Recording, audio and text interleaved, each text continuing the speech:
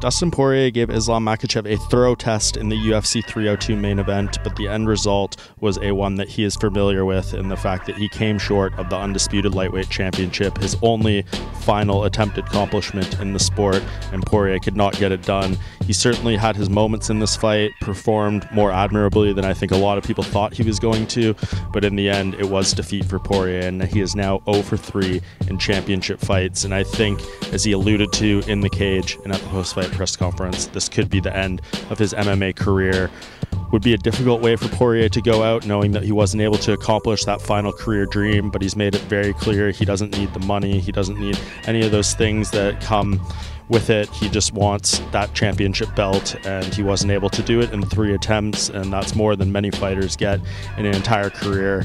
And for him, I think that's maybe one he's just going to have to accept. He wasn't able to reach that final accomplishment, but it takes nothing away from Poirier's absolutely legendary career. So many epic fights, so many memorable moments, and he did more than 99% of fighters who compete in the sport could ever dream of.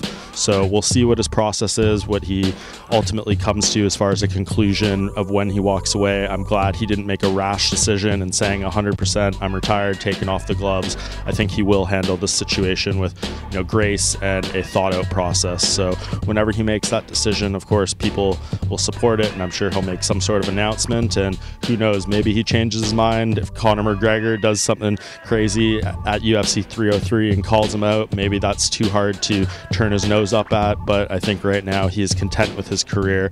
Of course, disappointed, upset that he wasn't able to get this done, but as I said earlier, it takes nothing away from the great career he's had. So Dustin Poirier, in my mind, a UFC Hall of Famer, even without an undisputed title. He's done so much, gave so many amazing fights and moments, and he should be very proud of what he did. So a rough night for Poirier, maybe the last time we ever see him fight, but that takes nothing away from the legacy of Dustin Poirier.